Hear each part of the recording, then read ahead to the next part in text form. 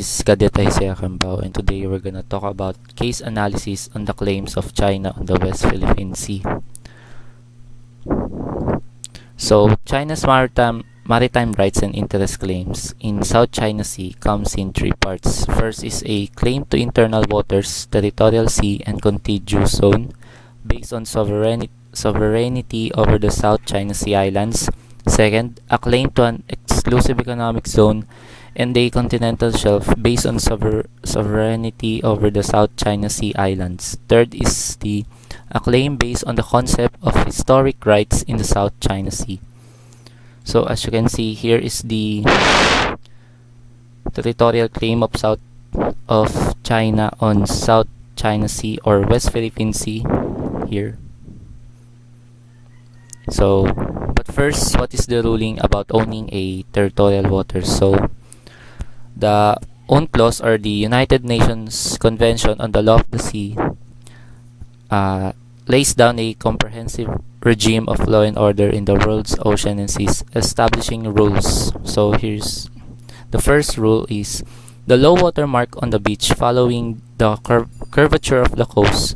From that normal baseline, count 12 nautical miles. So here is example of a coast. So here it is on low water, so it is the right way to measure. So here's the coastline. So we will count from here to here. We will count 12 miles of the coast. So that's that is called the straight baselines.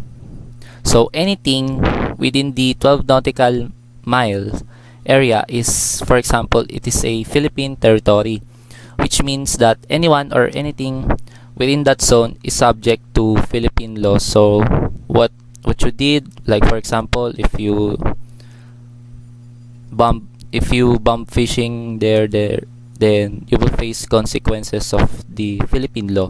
So Philippine territory ends past the 12 nautical miles. So that's what you call the straight baseline. So the water inward from the straight baseline towards the direction of the islands are called internal waters or archipelagic waters. So our examples here.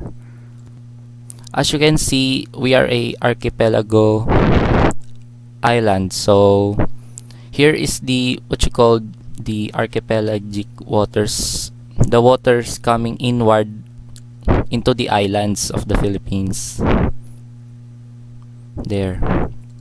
So the waters outward from the straight baseline to the extent or beyond the 12 nautical miles, it is called the territorial seas. So outside of this archipelagic waters is the territorial sea, the green line.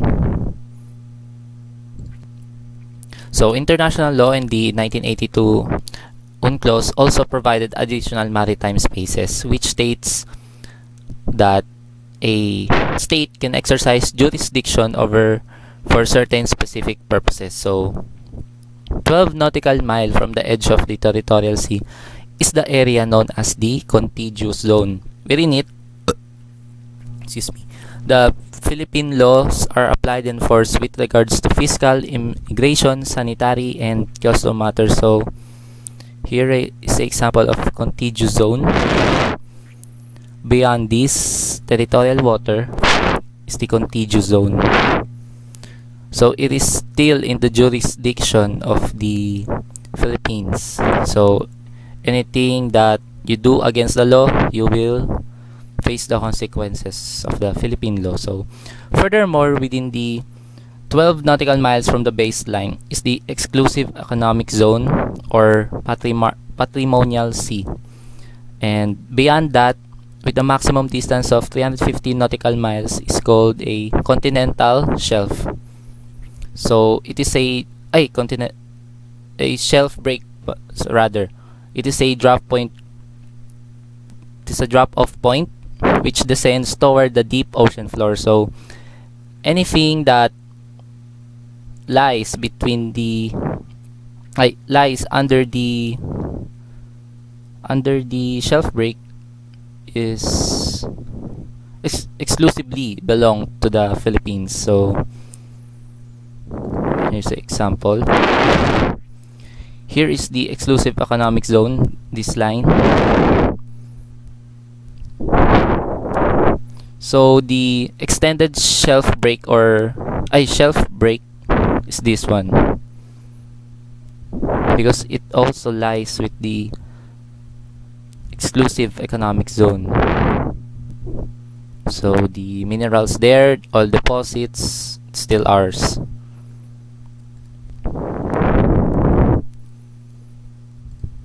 So continuation, all states have the right of innocent passage through the territorial sea of another state. So although there is no right of innocent airspace passage, because sometimes there are drones that carry dangerous armory.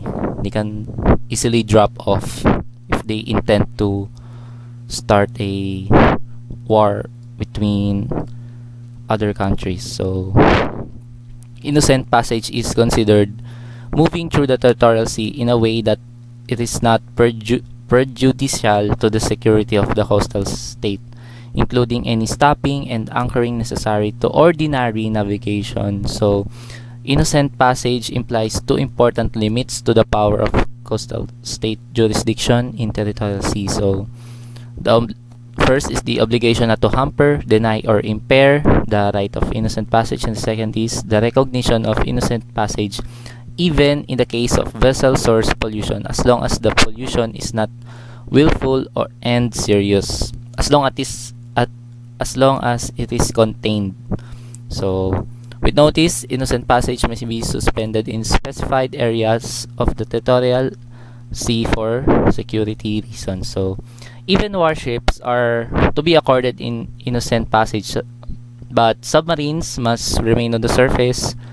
However, in practice, many states require prior authorization or proper communication for international warships entering their territorial sea, and the law is unsettled here. So going back to the China's proclamation.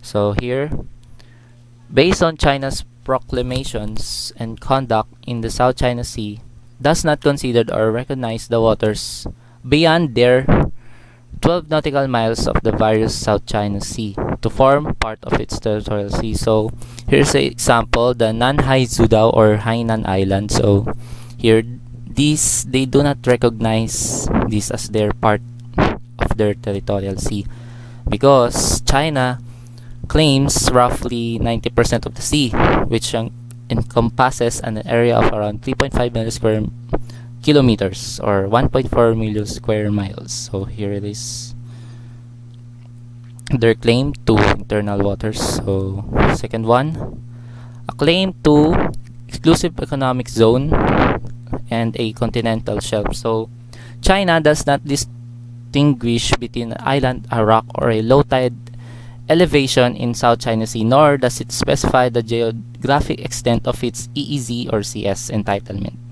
Rather, China claims sovereign rights and jurisdiction over the relevant waters. So here, the China only claims an island if it is relevant or if it has something important, like for example it is rich in minerals, or like this, for example the Paracel Islands and some of the Philippine Maritimes claim the islands of Spratlys and etc. So the third, it is based on the concept of historic rights in South China Sea. So China has argued that its claim over the South China Sea is historical in nature. Several Chinese analyses and academics contend that the islands of the South China Sea were first discovered by China's Han Dynasty more than 2 millennia ago. Also, they claim to have created a map with the whole West Philippine Sea included within the old China map. So here is the old China map that has the West Philippine Sea.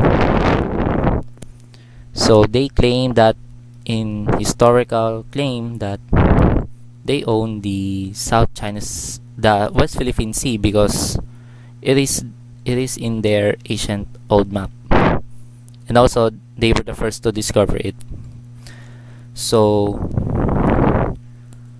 what the South China Sea and West Philippine Sea has that China wants it more. So West Philippine Sea is bordered by Brunei, Cambodia, China, Indonesia, Malaysia, Philippines, Singapore, Taiwan, Thailand, and Vietnam. So China and Taiwan both claim the sovereignty over almost the entire sea because China and Taiwan is represents as one, and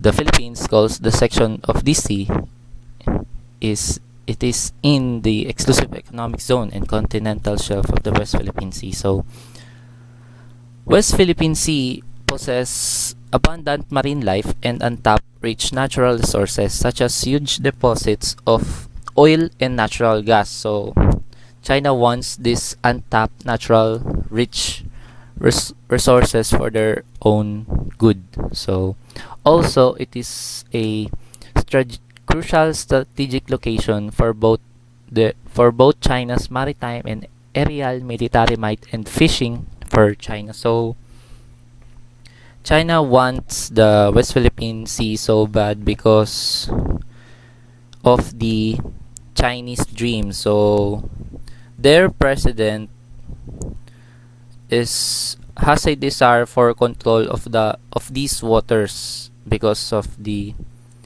fishing opportunities, fossil fuels, and also the of this Chinese dream or their president's vision of restoring their country to perceive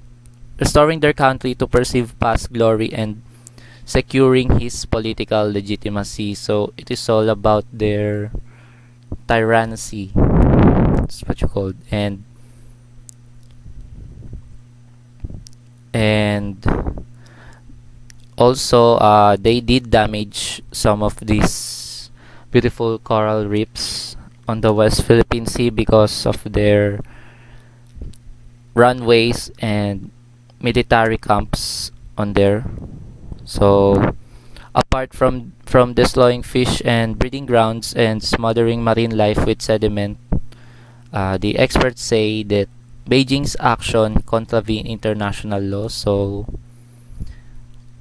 the China's claim extend as far as 1,000 nautical miles, which it is wildly inconsistent with the law. So also they interfere in oil and gas exploration and scientific research on this area. So my thoughts on this is that even the ruling of the international court sided with us or with the Philippines, China will not stop colonizing this area or the West Philippine Sea islands, and they will use any means necessary, such as using their military might to get what they wanted. So in that case, we will lose if the military forces of China are involved, not unless we get help from other countries to stop the tyranny of China. So that's all. Thank you.